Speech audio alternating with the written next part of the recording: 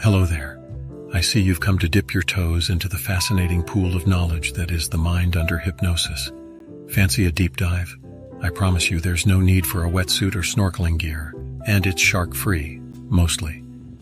You know, our minds are much like an artist's canvas, constantly being painted with experiences, thoughts, and emotions.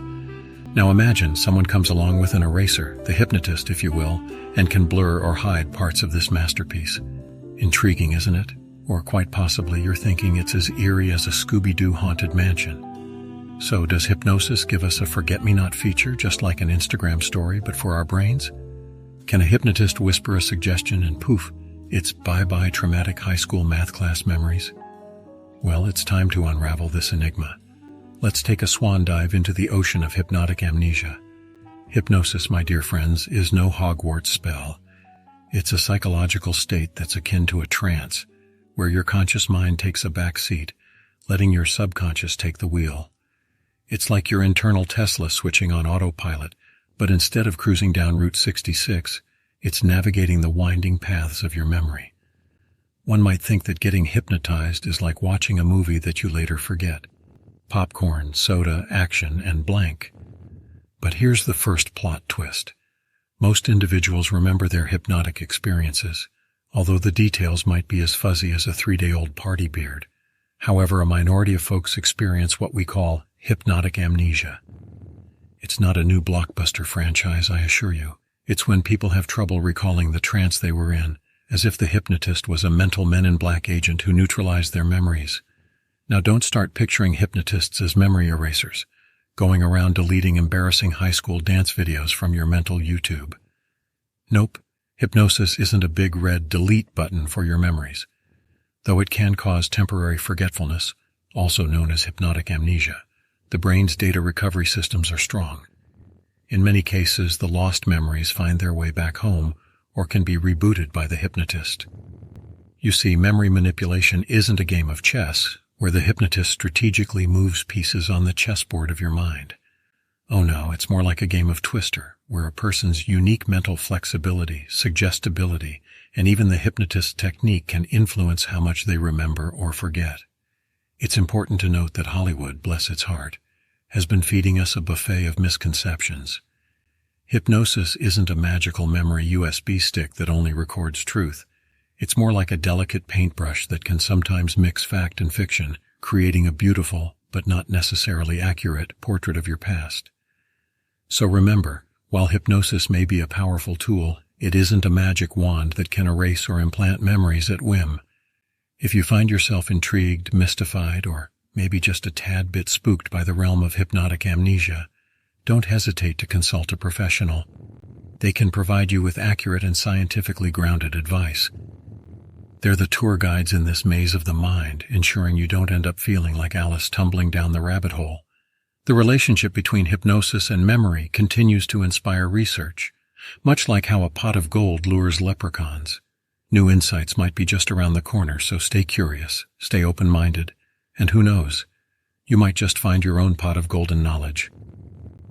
Consider our memory like a giant library with countless books and manuscripts, and our mind is the librarian.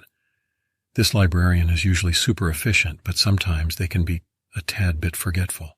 You go and ask for a specific book or memory, and the librarian might say, I think it's around here somewhere. Now, hypnosis is like a helpful library intern who offers to assist the overworked librarian. The intern can't necessarily erase any of the books, memories, but they might make it a bit more difficult for the librarian to find a particular one when asked. That's hypnotic amnesia in a nutshell. In terms of the factors influencing this process, think about it like this. Every library, like every person, is different. So the intern's hypnosis effectiveness may depend on how organized or chaotic the library is, the librarian's responsiveness to the intern's suggestions, the techniques the intern uses to rearrange the books, and the overall stress levels in the library. Quite a multifaceted process, wouldn't you say? If we venture into the neuroscience realm, think of it as the architecture of our library. We find that there are several key rooms or brain regions involved in memory. For example, the hippocampus is like the library's main cataloging system, and the process of synaptic plasticity is how the librarian learns to navigate the shelves. Research into how hypnosis interacts with these processes is still ongoing, but it's clear that the intern's influence is usually temporary and reversible. Now let's talk about some real-life experiences. Picture this. You're a patron at our metaphorical memory library. You request a specific book, but the librarian seems to have misplaced it, despite it being there just a moment ago. Now that's what some individuals might experience post-hypnosis, a temporary inability to locate a particular memory. Myths. Who doesn't love busting them? Imagine hypnosis as a power drill. Hollywood would have you believe this drill can simply bore into your memory library and shred any book it pleases. In reality, hypnosis is more like a gentle feather duster, capable of rearranging things, maybe making a book harder to find, but not destroying it.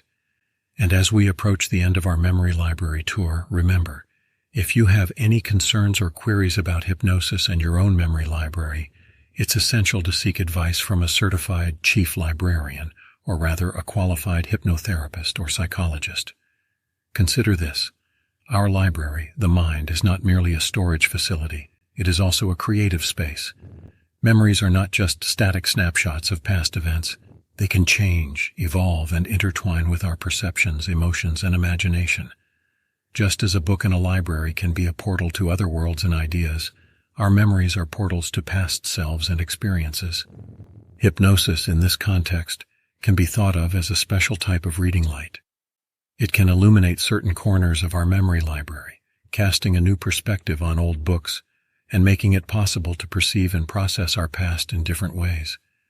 This can be particularly valuable in therapeutic contexts, where hypnosis is used to help individuals confront and reinterpret traumatic memories, essentially rewriting their own life narratives. On the other hand, this power to manipulate memory can also lead to contentious situations. You may have heard of cases involving recovered memories during hypnosis, deeply buried memories, often traumatic ones that emerge during a hypnotic state. While such memories can be real and significant, they can also be the result of suggestion or misinterpretation. Our library intern might, unwittingly or not, introduce a fictional novel into the nonfiction section. In these scenarios, the lines between reality and imagination can blur, making it challenging to discern fact from fiction. This has led to serious debates in both legal and psychological circles about the validity and reliability of recovered memories and the ethical use of hypnosis. Now let's visit the children's section of our library. It is commonly believed that children are more susceptible to hypnosis due to their vivid imaginations and flexible thought processes. Research suggests that children can be remarkably effective at using self-hypnosis to manage pain, anxiety, and stress. They can also use hypnosis to boost their academic performance, tapping into their inner genius to optimize their mental reading and writing skills. But remember, while our library analogy helps illustrate the broad concepts, the reality is far more complex and nuanced. The interplay between hypnosis, memory, and our conscious and unconscious mind is an intricate dance, full of surprising steps and twirls. This intricate dance has fascinated researchers, clinicians, and curious minds for centuries, and it continues to do so. Our understanding of hypnosis and memory, our vast labyrinthine library, continues to grow, change, and deepen, just like the memories themselves. It's an unending journey of discovery, exploration, and wonder, and we're all along for the ride. Now imagine the historical section of our memory library. These are memories that seem as old as time itself, ingrained in our being. Hypnosis has been used to delve into these sections, unearthing fascinating stories of past life regressions. However, these experiences are highly controversial, and the scientific community remains skeptical, mainly due to the lack of tangible evidence and the potential for suggestion or fabrication. But for some, these experiences under hypnosis have offered profound personal insights and revelations, even if they are not to be taken literally. Think about our fiction section, where imagination runs wild. In some ways, all our memories have elements of fiction. Each time we recall a memory, we reconstruct it a bit, sometimes embellishing, other times omitting. Under hypnosis, this fiction can become hyper-real, transforming our perceptions in dramatic ways. This phenomenon has been used in various fields, from creating immersive virtual reality experiences to developing innovative therapeutic interventions. But what happens when we venture into the restricted section? This is where we store our darkest, most painful memories. Using hypnosis, therapists can help us navigate these sections safely, allowing us to confront, process, and ultimately heal from our traumas. The journey can be harrowing but also incredibly liberating as we reclaim the narrative of our lives. Let's not forget about the reference section, the area where we store our skills and knowledge. Hypnosis can help us tap into these resources more effectively, enhancing our abilities in everything from sports performance to learning new languages. And then there's the future section, a place that exists only in our imagination and hopes. Here, hypnosis can be a powerful tool for visualization, helping us to manifest our desires and aspirations. Athletes, artists, entrepreneurs, and many others have used hypnotic visualization to propel themselves towards their goals. However, it's crucial to remember that our memory library is not a static entity. It's always changing, growing, evolving, just like us. Hypnosis is just one of the many tools we can use to explore and interact with it. The more we learn about our memories, the more we understand ourselves and our potential. And so, our journey through the memory library, this vast expanse of knowledge, experiences, emotions, and potential, comes to a close. But remember, the closing of this chapter does not signify an end, but rather a pause in the narrative. As we exit the library, the echoes of our journey resonate within us, a reminder of our exploration. We're changed, carrying with us newfound understanding of our past, enhanced appreciation for the present, and hope for the future. Each memory, every section of the library we traversed, helped us to better comprehend the complex, marvelous entity that is the human mind. Our relationship with the memory library is not one of master and servant, but one of mutual respect and interaction. We are the creators and the created, both the author and the reader of our life stories. Hypnosis merely served as our guiding light, our tool for exploration, but the adventure, the journey, was uniquely ours. In the silence of the closing library, we stand humbly at the gates of self-awareness. Our experiences under hypnosis, whether they unearthed painful truths or manifested beautiful aspirations, have provided us with invaluable insights.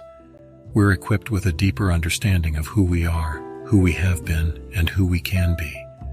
As we step back into the world, our eyes see a little more clearly, our hearts feel a little more deeply, and our minds understand a little more profoundly.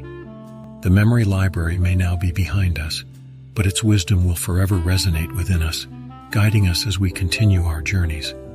And so the final words inscribed in this chapter of our journey read not the end, but until next time. For the exploration of self is never truly over. The library of memory will always be there, waiting patiently for our return, ready to unveil more of its hidden treasures, to enlighten us further on the path of self-discovery.